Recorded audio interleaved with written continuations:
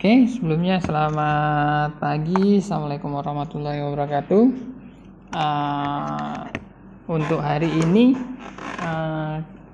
kita akan belajar tentang routing dinamik, ya, routing dinamik, dinamik routing protokol, ya.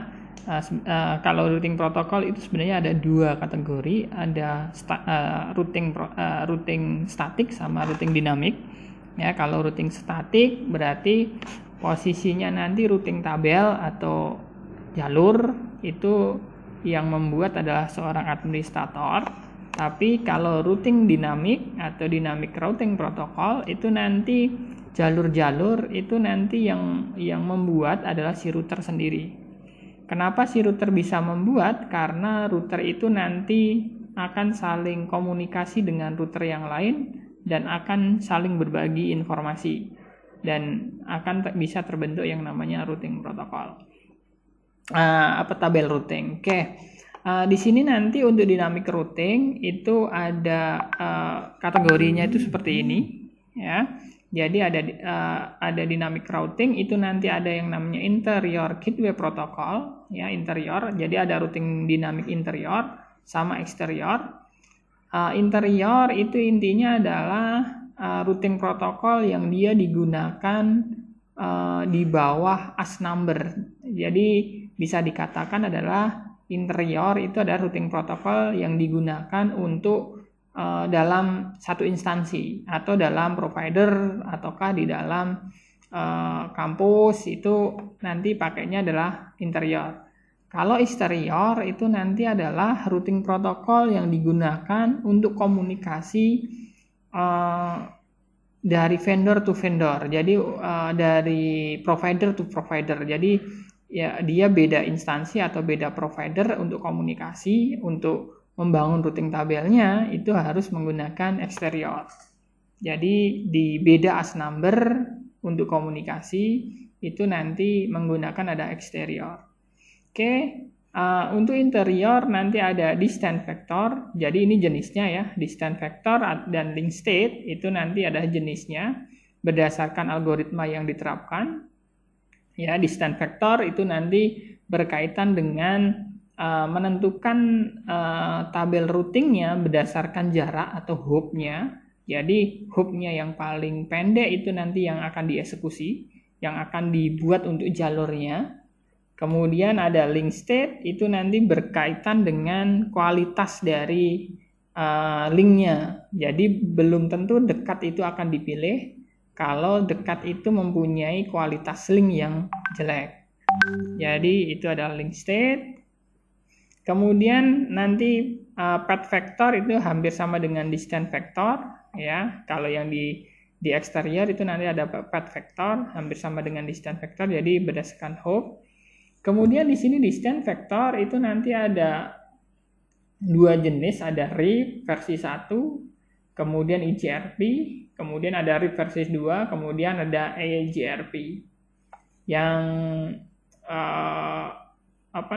yang link state itu nanti ada OSPF, ISIS. Kemudian yang eksterior nanti hanya ada yang namanya BGP, ya, yang BGP. Di sini nanti posisinya adalah untuk RIP yang ini apa bedanya? Apa bedanya? Di sini kan ada yang di atas, kemudian ada yang di bawah. Jadi kalau yang ini yang abu-abu RIP versi 1 EGRP dia tidak support untuk classless. Jadi tidak support untuk classless. Jadi untuk subnetting, jadi untuk routing tabel untuk menghubungkan network yang dia itu di subnet itu dia nggak bisa, RIP versi 1 nggak bisa, EGRP ya juga nggak bisa. Dia bisanya ada classful. Classful itu berarti ada kelas A, kelas B, kelas C. Itu nanti bisa diroutingkan dengan RIP versi 1 sama EGRP. Kemudian kalau RIP versi 2, EGRP, OSPF, ISIS sama BGP dia support dengan classless. Jadi ini support dengan classless. Jadi untuk tipe subnetting seperti apa, /30, /25 dan seterusnya itu nanti support di routing protokol routing yang di bawah yang biru ini. Ya, itu untuk sedikit penjelasannya. Untuk hari ini nanti kita masuk ke RIP, ya, masuk ke RIP. Saya jelaskan dulu ke RIP sebentar, kemudian nanti kita langsung main di praktikumnya. Jadi gini, untuk RIP atau Routing Information Protocol, ya, RIP di sini sebenarnya adalah di sini ada dua versi, RIP versi 1 sama RIP versi 2, ya, RIP versi 1 sama RIP versi 2. Untuk RIP versi 1 ya, untuk RIP sendiri itu adalah nanti konfigurasinya itu sangat mudah, ya, sangat mudah. Kemudian routing update-nya adalah dia itu nanti kalau RIP versi 1 itu nanti update routing protokolnya itu nanti adalah dia broadcast setiap 30 detik. Kemudian dia penentuan jalur terbaiknya itu menggunakan hop count atau metriknya itu nanti berdasarkan hop count. Kemudian maksimal hop limitnya itu ada 15 hop. Ya, jadi ini jadi intinya RIP itu adalah dia routing protokol, nanti dia saling berbagi informasi routing tabel antara router satu dengan router yang lainnya, dan pembagiannya update-nya atau informasi saya punya routing protokol saya punya routing tabel apa diinfokan ke teman yang lain, seperti itu terus, ya. Dan di sini dia akan selalu update. Ada perubahan atau enggak, maka dia setiap 30 menit akan menginfokan ke temannya. Akan menginfokan ke router tetangganya. Oh, saya punya routing tabel ini, saya infokan ke tetangga saya. Dan seterusnya. Ya, walaupun ada update, enggak ada update, pasti dia akan diinfokan terus. Jadi periodik lah dia intinya. Kemudian dia sifatnya broadcast. Oke.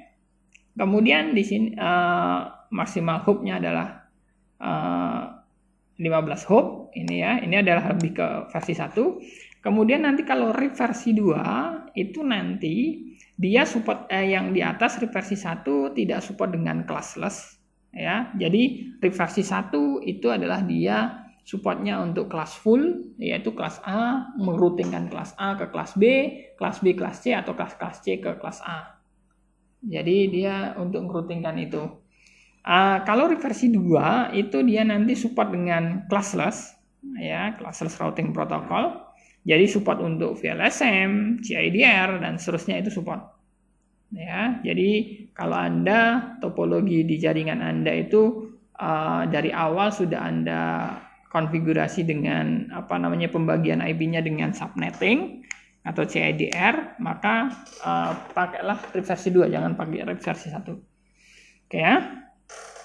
Kemudian RIP versi 2 itu lebih efisien. Kenapa lebih efisien? Pengirimannya, ya, pengiriman update-nya itu tetap setiap 30 detik dia akan diupdate, tetapi untuk pengirimannya tidak broadcast seperti ini. Kalau di versi 1 dia broadcast, kalau di versi 2 dia multicast. Jadi dia hanya grupnya saja yang akan diberi, ya. Jadi dia tidak broadcast. Jadi lebih aman lah, lebih aman. Kemudian tidak membebani jaringan. Kemudian jadi dia support untuk peringkasan, ya, untuk peringkasan network. Kemudian bisa kita konfigurasi untuk keamanannya. Jadi komunikasi antar router to router itu bisa kita konfigurasi untuk keamanannya. Oke, secara umum seperti ini, ya, secara umum perbandingan antara RIP versi 1 dengan RIP versi 2, ya, matriknya tetap sama, ya, 15, hop-nya ada 15. Jadi nanti maksudnya hop-nya 15 itu adalah ketika routing protokol ini mau menuju ke satu titik, ya, satu titik A misalkan. Oh, ternyata hubnya 16, maka dianggap hubnya jalur ini dianggap nggak valid, ya, karena maksimal hubnya itu ada 15. Jadi kalau di bawah 15 masih bisa digunakan, tetapi kalau di atas 15 itu sudah nggak bisa digunakan. Jadi kalau mau ke router 1 misalkan, oh ternyata kok dia melewati 16 hub, maka dianggap itu unreachable, ya, dianggap tidak ada lah gitu, ya, karena terlampau jauh. Oke, kemudian update-nya kalau RIP versi 1 update-nya adalah broadcast, ya broadcast. Kalau RIP versi 2 dia adalah multicast, jadi grup saja. Support VLSM, RIP versi 1 enggak, RIP versi 2 support. Kemudian CIDR, RIP 1 support, RIP 1 tidak support, RIP 2 support, dan seterusnya. Dan support autentikasi. Oke ya, itu untuk untuk sedikit sekilas saja ya untuk RIP tentang routing protokol RIP. Kemudian di sini nanti kita akan konfigurasi RIP di MikroTik ya, RIP konfigurasi di router MikroTik. Oke, seperti ini ya, saya buatkan topologi ya, sederhana saja. Saya punya topologi seperti ini, R1 sama R2 ya, router 1 sama router 2. Router 1 dihubungkan ke router 2 dengan point to point IP-nya ada 10.101/30. Router 2-nya adalah 10.102/30 yang untuk point to point. Kemudian router satunya dia punya network ke bawah. Itu IP-nya ada 10.111/24, ini yang ke sini. Yang ke komputer yang di router 2 ke komputer itu ada 10.121/24. Nah, ini nanti kalau tanpa routing protokol ya, routing protokol dinamik, maka kita harus ngisikan manual. Berarti di router 1 di sini berarti kita kasih tujuan ke network ini, gateway-nya ini. Di R2 kita kasih tujuan network 110/24, gateway-nya ada 10.101 ya, gateway-nya ini. Nah, nanti kalau kita menggunakan RIP, maka otomatis dia akan terbangun. Ya, jadi seperti ini. Nanti kita coba mau topologinya seperti ini. Kita mainnya sama menggunakan GNS3 ya. Kita coba menggunakan GNS3.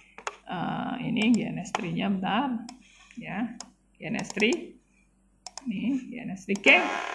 GNS3 posisinya seperti ini. Di sini ya, di sini ini saya sudah buat R1 sama R2 ya, R1 sama R2. Ketika Anda tidak bisa menggunakan cloud, maksudnya tidak bisa terhubung dengan komputer Anda, nanti konfigurasi by CLI saja nggak masalah ya. Contohnya ini Ether 4 saya hubungkan ke cloud ya, bukan cloud. Ini saya akses dulu ya, saya akses dulu. Saya akses dulu. Nih posisinya ini saya connect ya, saya connect. Oke, posisinya adalah seperti ini. Ya, seperti ini. Berarti ini ada Ether 4, itu adalah yang dia ke cloud. Kenapa ke cloud? Karena dia TX Eric-nya ada. Ya, TX Eric-nya ada. Ini ke sini itu karena saya dari komputer saya akses ke R2, berarti traffic transmit sama receive-nya pasti ada. Berarti ini adalah yang ke cloud. Ya, cloud. Ya. Kemudian untuk yang Ether 5 itu nanti adalah bisa dikatakan ini adalah menu yang menuju ke R1. Kenapa yang menuju R1 R5? Itu ada di sini ada traffic ini. Yang lain kan kosong ini. Yang lain kan masih kita bisa lihat di sini status ya. Rate-nya 1 GB, sini beda enggak ya? Nah, ini. Kita bisa lihat di sini adalah kita bisa lihat ini. Kalau Ether 5 kita klik status, di sini rate-nya 1 GB. Tapi kalau di Ether 3 itu ketika klik rate-nya 0, berarti dia tidak aktif. Ether 1, Ether 2, Ether 3 0. Berarti ini adalah yang ke, saya kasih nama, ini adalah yang ke R1. Ya, R1. Apply, oke. Nah ya, R1. Kemudian di sini saya kasih sistem identity, saya kasih nama R2. Nah ya. Ini sekalian saya beri IP-nya, ya, saya beri IP-nya. Di sini saya beri dulu komputernya, ya, komputernya di sini. Saya beri komputer, saya kasih kabel dulu, saya kasih Ether 1 ya. Kita lihat posisinya ya, PC-nya dinyalakan dulu. Ya. Ya, start. PC-nya dinyalakan dulu, kita lihat lagi di Winbox kita. Ether 1 dia ada trafficnya. Ether 1 itu ada trafficnya 1 giga. Sudah 1 giga ya. Berarti Ether 1 ini adalah yang ke PC. Ini saya kasih nama PC. Ini agak apa namanya? Agak cukup karena posisinya itu Ether 1, Ether 2 dan seterusnya itu tidak sesuai. Ya, tidak sesuai dengan yang nampil di apa namanya? Di sini contohnya ya. Ini adalah misalkan ini. Ya.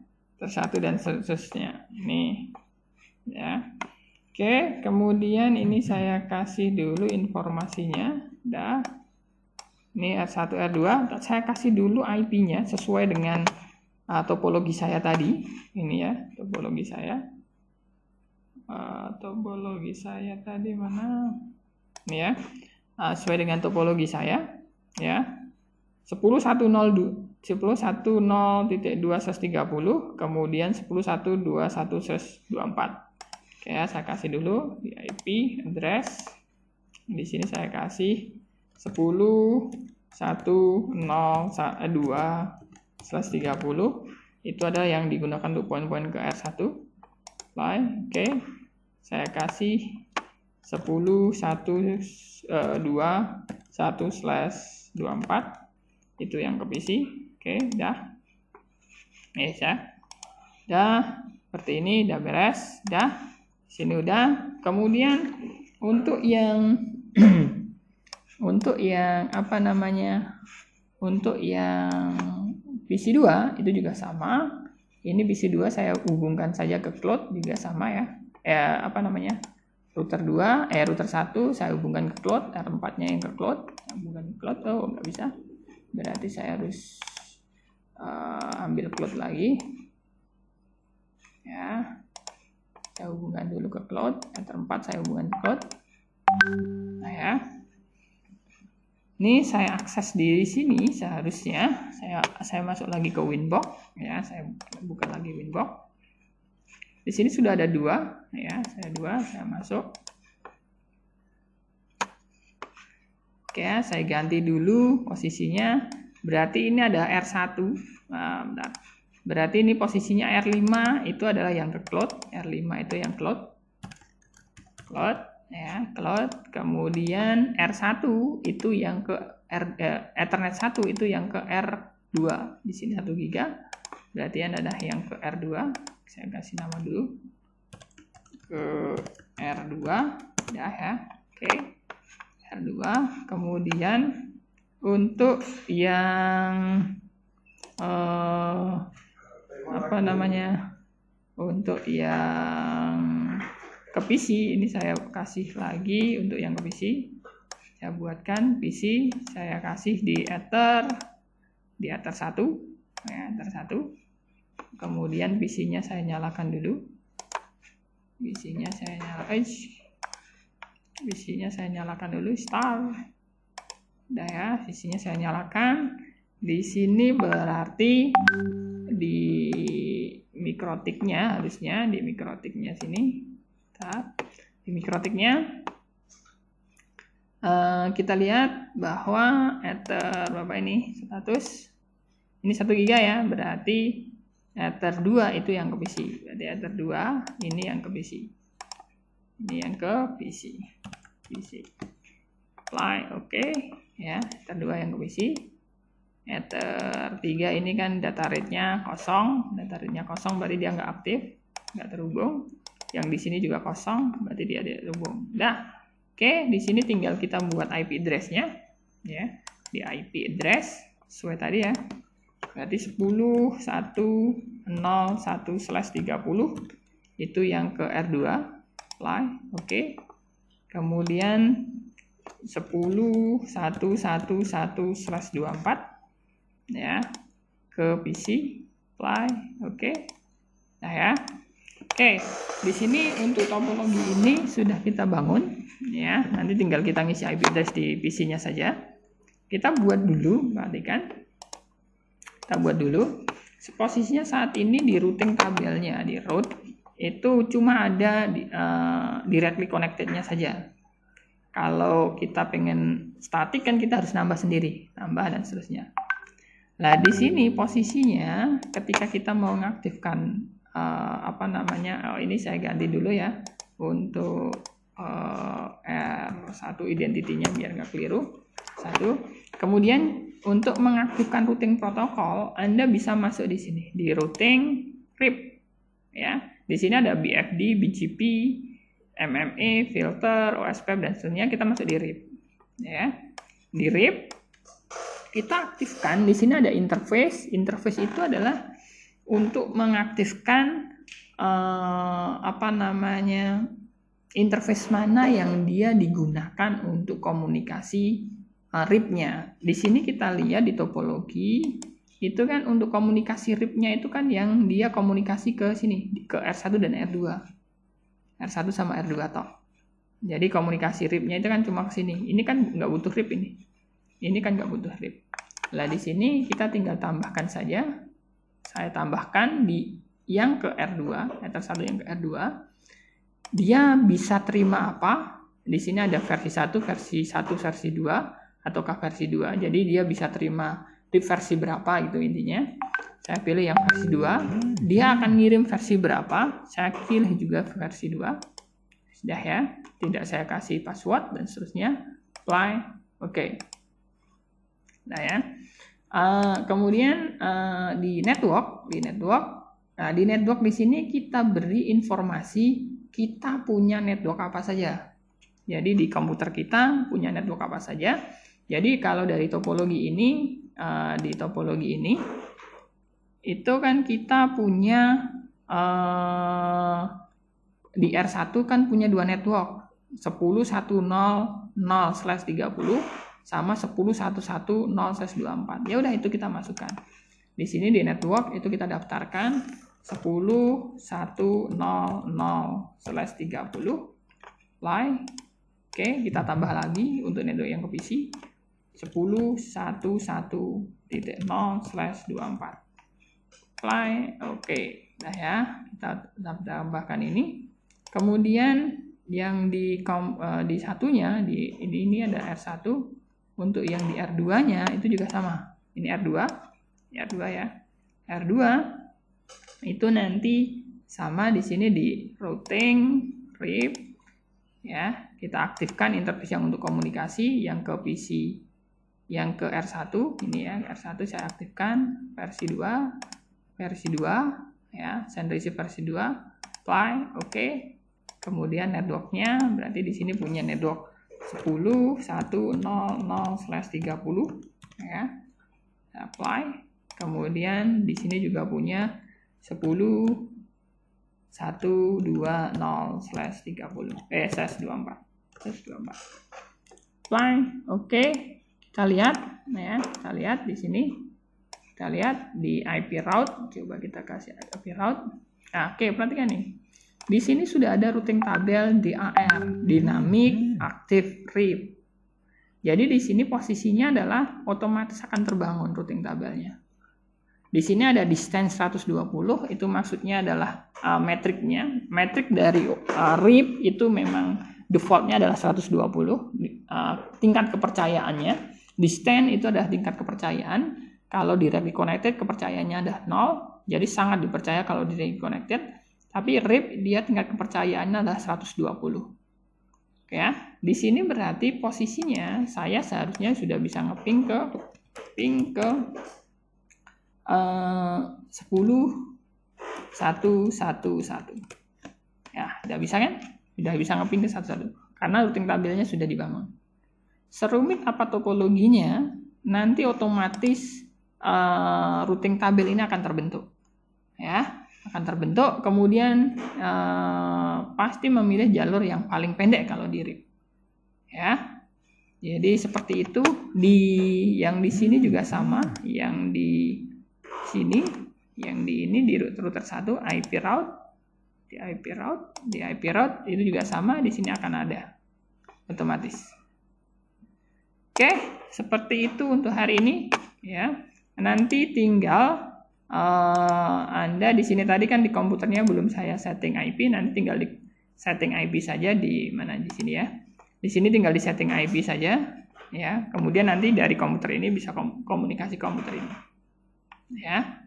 Oke, seperti itu untuk hari ini. Terima kasih. Selamat pagi. Assalamualaikum warahmatullahi wabarakatuh.